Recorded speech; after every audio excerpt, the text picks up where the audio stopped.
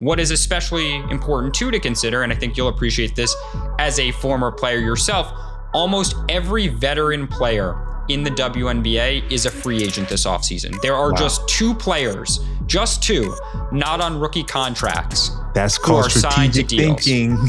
Right. And so you have all these players who are looking to maximize their earnings and take advantage of what will be a new CBA. And so, not only do you have this CBA coming to a head and this new agreement, but everyone could change teams because everyone's trying to get paid as quickly as possible in whatever this new deal looks like. So there's just a lot of factors that lead to this moment.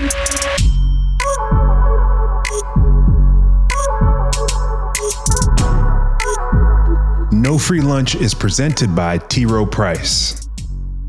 The information provided on this podcast is for informational purposes only and should not be considered financial or legal advice. Always consult with a qualified financial and or legal professionals before making any legal or financial decisions or investments.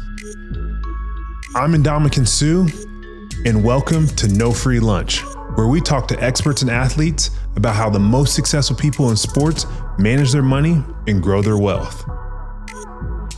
Danny, what's going on, my guy? What do we got going on today? What's happening? It's a big negotiation that's happening. The WNBA is in the middle of a really big CBA negotiation. And, we've talked, even from our first episode with Candace Parker and the Portland Fire and the new expansion, and the Golden State has new teams. So the WNBA is in this period of massive growth.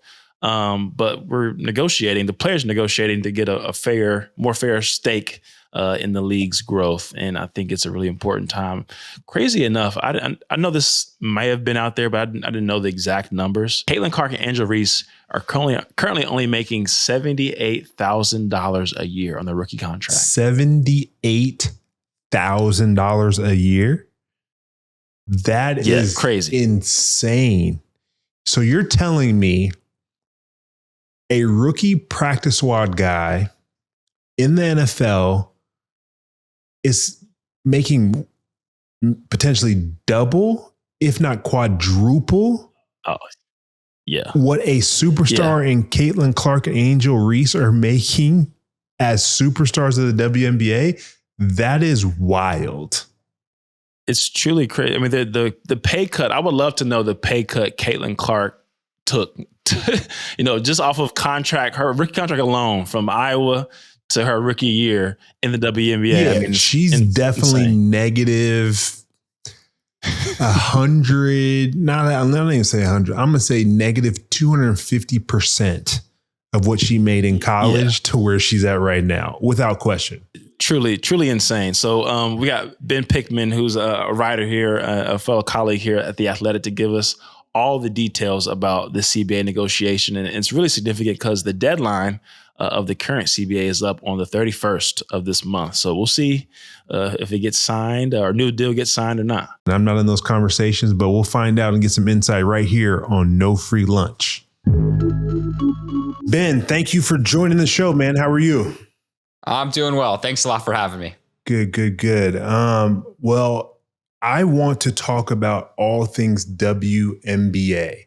And we know it has been a hot topic in the media that the CBA is in disarray, to say the least, and they're trying to figure it out. So let's clue our audience into ultimately what is all going on with the WNBA CBA, and do you foresee this reaching the deadline and getting done, or exceeding and passing the deadline, and obviously then we start getting into a holdout conversation?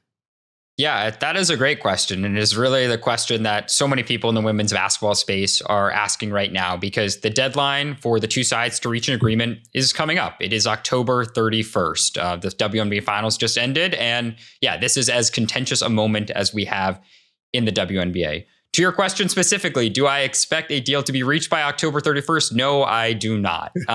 Now, I would say that we are in a especially tense moment, but it is important to note, for context purposes, that is also what has happened traditionally, right? Yeah. We have seen past agreements push into, I guess, the new year is the easiest way to do it, right? The 2020 agreement was signed in 2020. In January of 2020, excuse me. We've seen deals in 2014 and 2008 as well, not be signed until January and February. Okay. All that is good context, but this moment is different. And I know we're going to dive into all the ways that this is a different moment in this labor negotiation too. So curious, how did we get here? Like, it seemed like everything was peaches and creams and like it's ready to go. Amazing statistics of great viewership, obviously, and amazing players. Like the culmination, it just seems like, hey man, we're making a ton of money. Let's just share the wealth and all be happy and just go kumbaya real quick. Yeah, that's a great question. And you hit on, I think, a lot of the big reasons why the league is in the space that it is in with this negotiation. Because over the last, 5 or 6 years specifically, it has experienced record growth, explosive levels of growth, and especially in the last 2 or 3 seasons, right? Attendance records, viewership records, merchandise. The business is booming like never before. We see team valuations specifically. I mean, they're way up. The New York Liberty this year, sold a share in their team, $450 million valuation. We see multiple teams, $300-400 million valuations having just been sold, for 2, 5, 10 million within the last decade or so, right? So big period of growth. And all the players now want to maximize and capitalize on this period As they should. Right. In a way that they have not also in the past. And so that is really why we see these two sides butting heads, because this is just such a unique moment in the WNBA. What is especially important too to consider, and I think you'll appreciate this as a former player yourself, almost every veteran player in the WNBA is a free agent this offseason. There are just 2 players, just 2, not on rookie contracts. That's called strategic thinking. Right. And so you have all these players who are looking to maximize their earnings and take advantage of what will be a new CBA. And so, not only do you have this CBA coming to a head and this new agreement, but everyone could change teams because everyone's trying to get paid as quickly as possible in whatever this new deal looks like. So there's just a lot of factors that lead to this moment. So you talk about like there's a ton of free agents and everybody trying to maximize their value. What do you believe within the overall negotiations and things that you've been reporting on? What are the biggest sticking points at this particular point in time during the negotiations?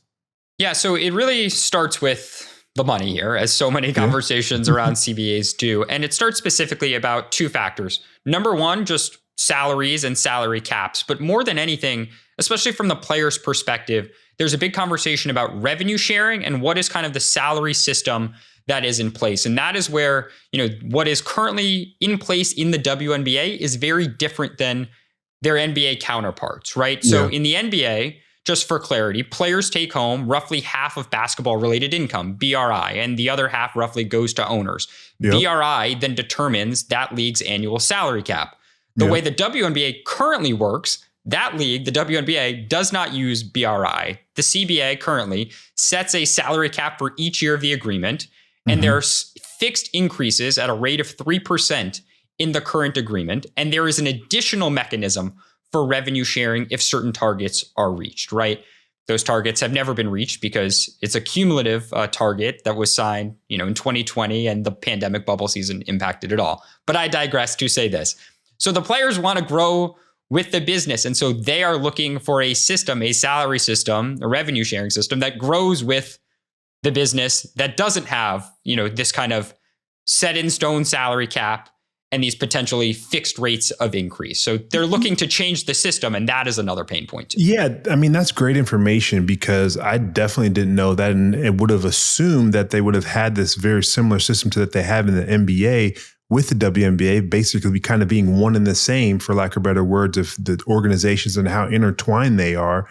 But for me, it's like to not be able to share in the revenue directly of what you're providing value to, like that, to me, a rev share only makes the most sense. And so do you believe that that rev share will get there, or do you foresee them staying with the current system, but just raising that cap? I think that's really the, million, maybe $1 billion question, certainly million or tens of $1 million question, right? Because I think what we have seen people on the WNBA side publicly acknowledge, right? WNBA Commissioner Kathy Engelbert. We saw Adam Silver talk about this, at the start of the NBA season.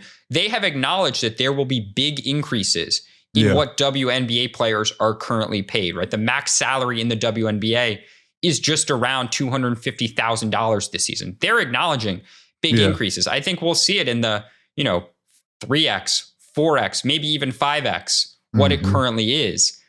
But what we haven't seen them give on publicly, and it seems like they are not giving on privately in these negotiations as well, is a willingness to revise the entire system, right? Because what the players want is not just to say our salaries are going from $250,000, say, to, I'm just going to throw out a number, $1.5 million. They want to say, well, we want to, yes, increase our salaries, but we want to change how we get to that number. We want to grow with the business so that if the business, hits certain targets or if it performs to a certain level, well, then it's not just like we're going to hit the max salary will be $1.5 million for the next 6 years or however length this CBA goes. It will be an escalating number, in time with the business. Yeah, and to me, the numbers, yes, they are very large for the everyday person, but in context of the world of sports and what's being brought in by the owners and the leaders of the organization, but also just obviously the leagues in themselves. But $750,000 is what a practice squad or 65th guy, let alone the 53rd guy who's actually on the roster for the NFL, is probably making close to $2 million. And yes, the NFL is the best in the world. I'm just going to say it here and now. And obviously the most valuable entity when it comes to sports. But ultimately, there has to be some sort of comparisons from that standpoint. There's no way that a practice squad guy that will probably never play a game of football in a season is making 3 times the amount as a superstar for the WNBA. That just doesn't add up. Yeah, it is pretty stark. I think what's so interesting in comparing the WNBA to other leagues is this idea of leverage, right? Like, what leverage do the players actually have right now? And I'm sure this is something you've thought a lot about too, because the players would say, we are the product, we are the reason why it is exploding the way that it is. The league would say, I think charitably, they would say, yes, players are really important, but we need to create a, structure around the players, a business structure that allows the business to also flourish. That to me seems like the tension here. And the players also have more leverage than they ever have had before because of the booming business, because of the popularity more generally. And yet, owners are billionaires. And do players ever really have leverage in these broad sports negotiations? Do they ever really win them? Those are big CBA questions that, I've certainly been thinking about as things progress in these talks too. Yeah, I think players definitely have leverage and opportunities to continue to garner more leverage, but it's power in numbers, and you have to be as a collective unit at the end of the day. Because I think the best example that I could give you is, if you remember, maybe I think it was 8 years ago now, probably, when the NFL refs all banded together and said, no, you guys are going to give us what we feel we deserve, or you're going to go without us.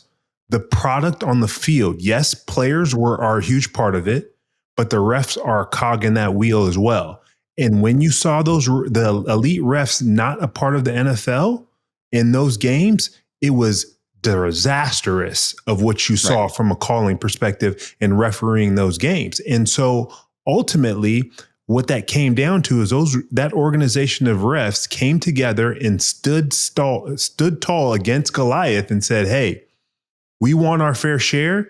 And if you don't give it, we're going to walk away. And then that's where owners and people in power in business more ultimately say, hey, I got to make a decision. Is it worth the juice or the squeeze? And looking at that situation, and then you go from there. And that's ultimately where your leverage is. And I remember this vividly back in 2010, 11, when we went through our CBA, and I was a young pup. I was going into my second year, and we had a quasi lockout. Right. That was our opportunity to really make hay. But guys could not save their money and hold out to where it really counted and where it really started to, quote unquote, hurt the owner's pockets of us starting to miss games.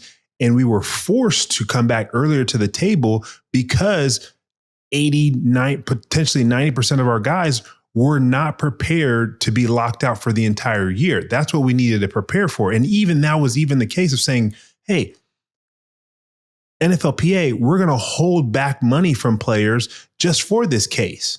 And we still didn't get there. And so those are some of the things that I think that's where I hope these young women and veterans understand that's where they may have to get to. Hopefully they don't, but that's where they may have to get to.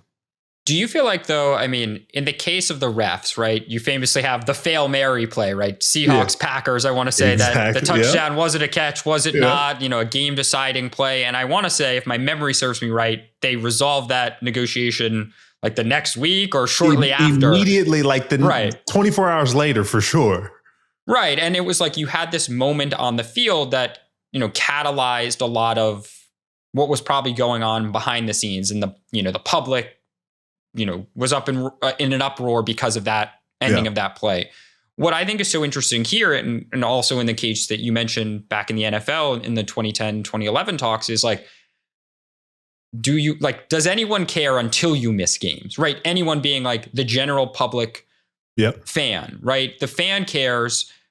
They don't really care if it gets resolved in December or January. Yeah, it might be a nuisance for free agency and an expansion draft. There are 2 new teams coming in next year. Yeah. But like, until you're missing games or potentially missing games, how invested is the casual fan? And that, I think, goes back to that leverage push and pull. And I think the other thing that I've thought a lot about in the NFL, in the WNBA case, different from the NBA, and I know, the NFL's economics are totally different too, is still the WNBA is a very different business than the NBA, right? You have a number of teams. The New York Liberty, their owner, they also own the Brooklyn Nets, the Phoenix Suns, Matt Ishbia, he also owns the Phoenix Mercury. You have a number of these shared markets. Minnesota is another. Well, that NBA number, what those owners stand to lose in a possible NBA lockout is significantly more than a WNBA work stoppage of some sort. And so like, do those owners, those WNBA owners does it really hurt their pocketbooks is really the question. Like, does it hurt their checkbooks, their pockets at all? I don't know. I think that's another big question here. So I definitely hear you on that concept, and being able to say, hey, we may go on a lockout with the WNBA and it may not hurt our pockets as much as it would be if it was an NBA. But I think as an astute business person, ultimately how they're going to look at it is everything is siloed. If I'm looking at my WNBA P&L and I'm not generating revenue and I'm just doing nothing but losing money, or I'm shut down, aka I'm not generating revenue, but I'm not losing money, aka I am losing money because it's just stagnant. Right. That doesn't really work for me. And so the sooner I get this up and running and to a place where there's hurt on both sides, I think that's where they're going to ultimately shift to saying, hey, let's get a deal done and get things completed, because it doesn't help anybody in that scenario. And I think there's other ways for the players to actually go make money and do different things when they don't have the opportunity of playing and whatnot. And hey, that would, in my question, I'd throw it back to you.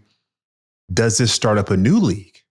And there's been rumors about a new league for WNBA players in women's basketball and also European basketball, because European basketball for women's is very hot. And it has been in previous years. It's only come back to the States a little bit more to where, hey, it's getting bigger and better and they want to grow it here in the States from that perspective. No, I think that's a really good point, and it's an important point in this conversation too, because that actually is another big differentiator in these WNBA talks compared to some of the other major men's leagues, right? In the case of the NFL, we'll use that as the example.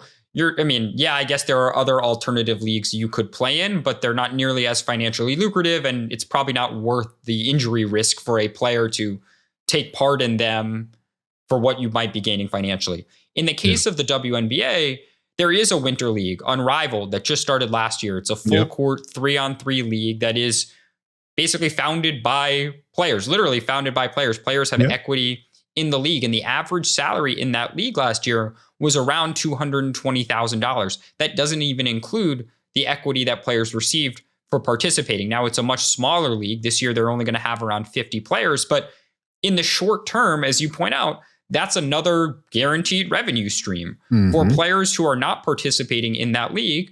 A lot of them, as they have done historically and as they will continue to do, are currently playing in Turkey, in France, in Italy, in the Czech Republic, and they're generating money that way. And so you might be losing out in a potential WNBA work stoppage on a portion or a significant portion of your earnings, but you're not going to have a zero from like on-court earnings in a year either. And where I would add to that is like, I mean, you look at Live Golf, like does the UAE and these big organizations that where it's a rounding error for them to make a decision, hey, we're going to spin up a league, and who wouldn't want to live in Dubai for 3, 4, 5 months and have a lavish life and play basketball and have a great time doing that and potentially travel around the world to different sites and be able to put on a show from that perspective. Again, no different than EuroLeague. I mean, this is, they already play it. Like that's where they're getting paid. So.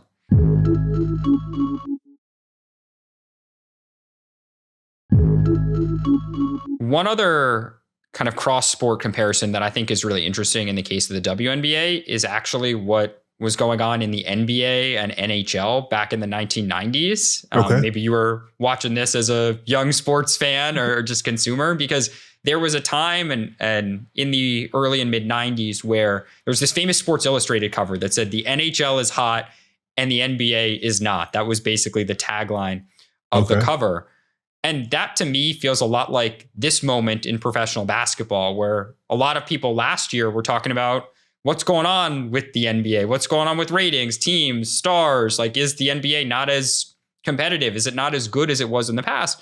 And the WNBA is in this huge period of momentum, right? It's like the cool thing, quote unquote, for a lot of people. What happened in the NHL back in the mid 90s is they have this work stoppage, and basically like the buzz and the momentum around the sport cools. They missed some games, and when they re-entered and returned to play, we saw things like attendance dipping. They entered what was called the dead puck era. Literally, offense was down, and it all led up to a full season being missed in the early 2000s. I think that question of momentum is the other like big hovering. I know this is a business show, and momentum is maybe not a defined business concept, but I think that is something else that is definitely in the ether with these talks, because do you want to risk losing momentum, losing buzz, and just changing the kind of public narrative around a sport? I wonder how much people consider that too. But I would actually fight you on a little bit of saying momentum is key in business from the standpoint of changing the everyday person's mindset and how they carry their life. You think of it back in the day where we used to go to the store all the time. And I remember going to Fred Meyer's. I remember going to Safeway. I remember going to all these different places with my mom to go to the store. That was like exciting. I could go pick and do them. That doesn't exist anymore. Like it's Amazon. Like it's all these little food cart things. It's GoPuff. It's all these different pieces that happen from that perspective. So you want to take that momentum and celebrate it via this CBA and say, hey, we are setting our flag down on the moon. We are the best, and we're going to remain the best, and we're going to continue to grow this sport in women's basketball. There are other issues too, I should mention, that are being discussed here in these negotiations. They want to codify charter travel, right? The league has put in a charter travel program these last 2 seasons, but that's currently not even written into the CBA. So they want to codify that and other kind of work facility standards. I know that is something else the NFLPA has made light of. And I know the WNBA, from talking to people, has certainly taken notice these past couple of years when the NFLPA does their report cards. The WNBA facilities, there is a huge variety. So they want to codify standards. Yeah, it seems like you know that well, I'm sure. What does it look like from those standards in the WNBA? Because I've heard rumors that there was a specific owner in the league that obviously is a billionaire, very successful, that said, I want to fly my young ladies in my organization fully private all the way around. But he was fully denied from not even being able to have that opportunity. But has that changed and evolved, or where is it right now in that space? And then are there report cards going on and saying, hey, this team has has facilities. This team has no facilities. Like I look at it from here in Portland, Oregon, where we just got this new expansion team via the Bethal family that came in here, and they're building a great facility. I got to walk it the other day, and to me, that's amazing. But I can't imagine that's for every single city in state that has a WNBA team. I'm glad you bring up the situation in Portland, because we should say that when the WNBA was deciding on which markets to go to and who to award these new teams to, having new facilities or a promise of building a new facility was integral to the pitch. It was basically non-negotiable that you needed a world-class facility for these world-class athletes, because historically that has not been the case in the WNBA. Only over the last 3-4 seasons have we seen teams open purpose-built, specific for the WNBA team facilities. The Las Vegas Aces have one. The Seattle Storm have one. The Phoenix Mercury. We've seen a number of teams in recent years, the last year and a half, also announce plans to build new ones. Because what some teams still have, I'll use the Chicago Sky as an example, even though they are building their own facility. But Chicago this past season, they practice in a public rec center, truly a public rec center. The Connecticut Sun they practice in a space that is owned by the Mohegan Tribe, who owns that franchise. But in theory, you could book court time before, there's videos that have gone around of kids' birthday parties taking place just off the practice court. Like that has been the kind of facility variety. The Dallas Wings practice often at UTSA or UT Arlington rather.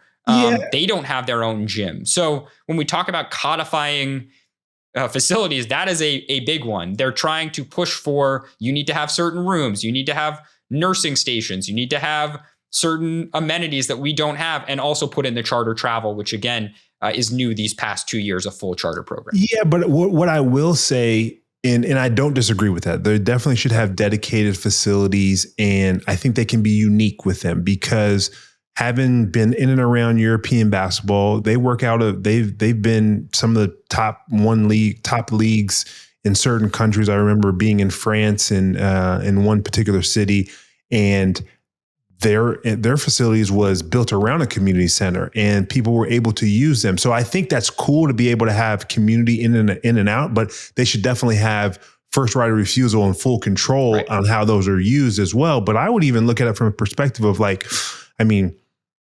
if I was the owner of the Portland Trail Blazers and the new Portland Fire team, I would want them in the same facility or nearby each other, and being able to leverage the tools of both sides. One, I want to have the same infrastructure, but obviously it's specified for the needs for both types of athletes. So I think every situation is unique, but I don't disagree that there should be a dedicated facility or sorts of facilities for them. And I should then clarify, there are situations, the Washington Mystics and the Washington Wizards, and the situation in Minnesota with the Lynx and the Timberwolves, where, the NBA and WNBA teams there share practice facilities and share some of those amenities as you're talking about. And we see in the case of Minnesota, we rarely hear a complaint, because they've invested in it on both sides, the NBA and WNBA side, and you are able to have cross-sharing of facility and cross-sharing of knowledge too, and benefit from that close proximity. What is so different though is some of these more public spaces, I think, is really where you see the outroar, the outrage, because you're not just having an average Joe like me book court time on the Minnesota Timberwolves practice facility the same way that you might historically in some other markets. We've talked a lot about the negotiating points of this deal. One, I'm really, really curious about, because I think it's the most important of them all, especially when I look at it from the NFL's perspective, in college sports and through, the TV rights and those viewership rights. What does that look like for the WNBA? And is that an ultimate linchpin? And I don't know when that deal is up for the WNBA with the different TV providers, but how are we looking at, or how are they looking at it from that perspective? Yeah, that is a really, really good question. And it is an important data point in this broader conversation, this broader negotiation that is going on. Because starting next season, the WNBA will enter into, or a new deal will go into effect, an 11-year, $2.2 billion media rights deal. And that is a significant record from the current agreements that are in place, right? A ton more revenue will be generated through these media rights partners. And the WNBA has a number of media rights partners. Yeah. What is so important, not only in addition to that bottom line number, is in the perspective of the players, much like we talked about in the beginning of the conversation, team valuations, they're looking at it and saying, hey, there's now a $2.2 billion media rights deal coming into effect. There's a lot more money that is being pumped into the league. Why can't we benefit from all this money? Why can't we benefit from this record media rights deal in the way that we want? And the league is basically saying, yeah, we've been waiting for 30 years to get this record media rights deal, but we still have all these other expenses and we have to handle all these other matters to, run the business the way that they want. And so the media rights deal is super important, not only because in theory, I guess they could miss games and who knows how that cuts into the media rights deals, eventual payouts, but also because it serves as this huge example, this fact that is in the record of the state of the business. And it is much like expansion team valuation. The 3 teams this year that were just announced going forward are entering the league at a $250 million expansion fee. When Golden State, which was a new team this year, entered the league, they had just a $50 million expansion fee. Yeah. So expansion fees, much like media rights, are just another data point that says, look at the strength of the business. And the players are saying, well, if the business is so strong, why can't we benefit more from this very strong business? Rightfully so. I just remember vividly looking at the NFL's media rights. And I mean, if I'm not mistaken, it's if we're collectively in a year at 15 billion of total revenue and maybe close to 20 billion right now, easily half of that is media rights. Right. It is so important. Can I ask you too? You came into the NFL at a fascinating time in labor negotiations because I don't want to disclose. I guess your rookie contract is in the public record, but you entered right at this time where rookie salaries were crazy, so to speak, or they were booming. And then a year later in 2011, rookies were getting a fraction, a third or a quarter of what you were getting paid on your rookie. What was that like for you, that tension between your rookie class and the 20? Okay. There was no tension for me because I was in college in 2008. And I remember vividly looking at that season. One, the world was upside down with the crash of the markets and the real estate market and all those different things. And I'm looking at my dad's business. My mom was fine. She was a teacher. And I'm like, wow, this is insane. I have an opportunity in football to go to the next level. And I just tore my ACL and I was like, man, I'm going to really dive in and focus in not only on school, but also sport and being football to go to the next level and kind of change the trajectory of my family from a generational wealth perspective. And so had an amazing year in 2008 and I put my hat in the draft. And some of the information and a lot of the research that I was understanding was that, hey, there is going to be a cap system that comes in. Is it going to be in the 2009 season or it will be in the 2010? And they kept saying, definitely not in 09, but the 2010 draft may be the last draft that is quote unquote uncapped. So I said, all right, do I come out in 2009? I'm projected to be a late first round pick. That's cool and all, but if I come back for my last year, my 5th year, or quote unquote my 4th year, because I redshirted, I have the ability to be a top 5 pick. And it's an uncapped uncapped salary going in for rookies. And there wasn't tension with the players who came in. Did you ever joke with teammates who entered in 2011 or 12 that my rookie salary is 50 million guaranteed over the course of my 4 years and yours is 20 or 18 or whatever the number was? Oh, I mean, no question. If I was Cam Newton, I'd be sick. But there's no tension. That was his fault that he was coming out of Auburn in 2011 versus 2010. He could have probably came out earlier. I would have told him to, especially with Sam Bradford being the number 1 draft pick versus him being the number 1 draft pick in the 2010 draft. But yeah, compared to Cam Newton, $20 million fully guaranteed in 2011, and I was the second overall pick at $60 million guaranteed.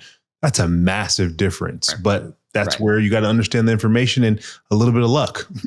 Right. And what is so different about the WNBA context is that you have players thinking about at the opposite end of their careers, making, I guess, similar choices. You have a number of players who might be weighing retirement, who are basically, I imagine, going to stay in the league because it's like, why would I retire right now when I could, even though I might not be the best version of myself as a player, I can still make more than I've ever made before by an order of magnitude. And you bring up a very interesting point, because when I look at there was a 2011 CBA, and then there was, I want to say, the 2020 CBA. There's another CBA in between there, which I think we're currently on right now.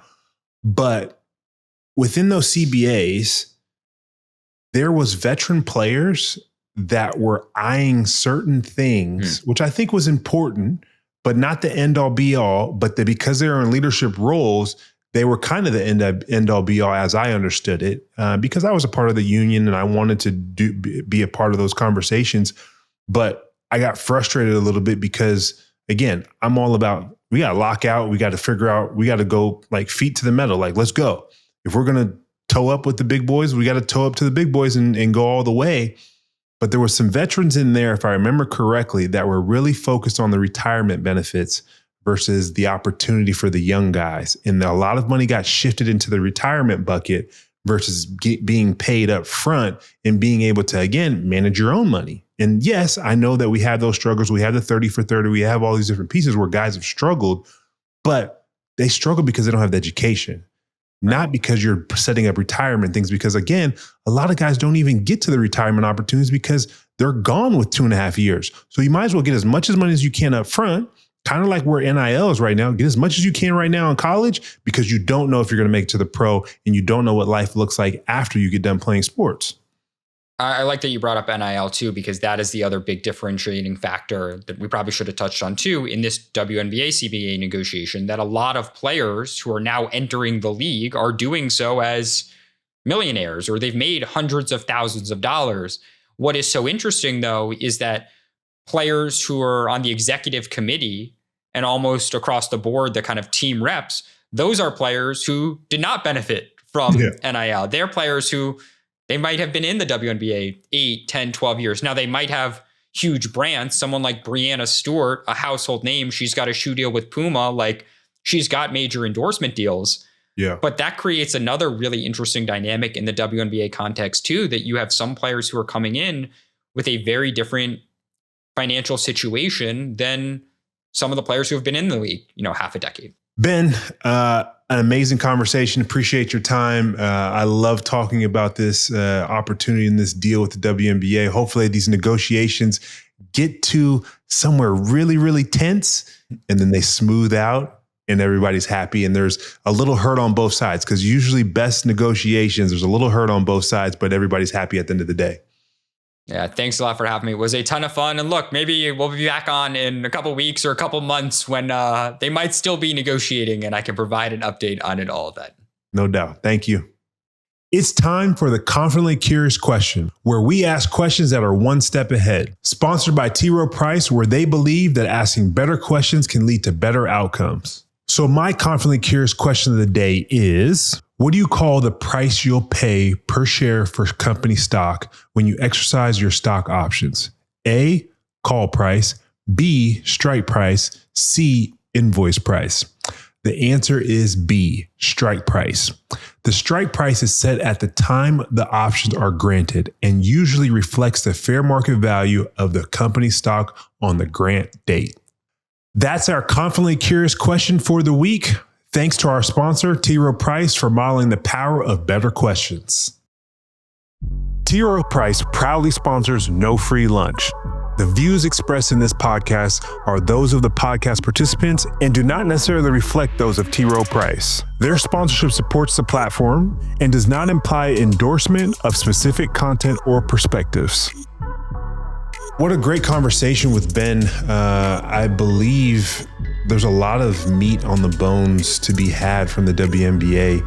in these negotiations, and well deserved, because they've been grinding over the decades and years to get to this position. And I think it's strategic and important for them to continue to have solidarity as a union and as a collective to make sure that they reach their ultimate goals. And I think that's something important. They may have to consider missing games. Hopefully that doesn't get to that point and they can find a win-win situation or a good quality hurt on both sides. But nonetheless, what I take from this conversation is a great opportunity for the WNBA to set their stake on the moon. We are the best organization and league in the world, and it is led by these players and these women.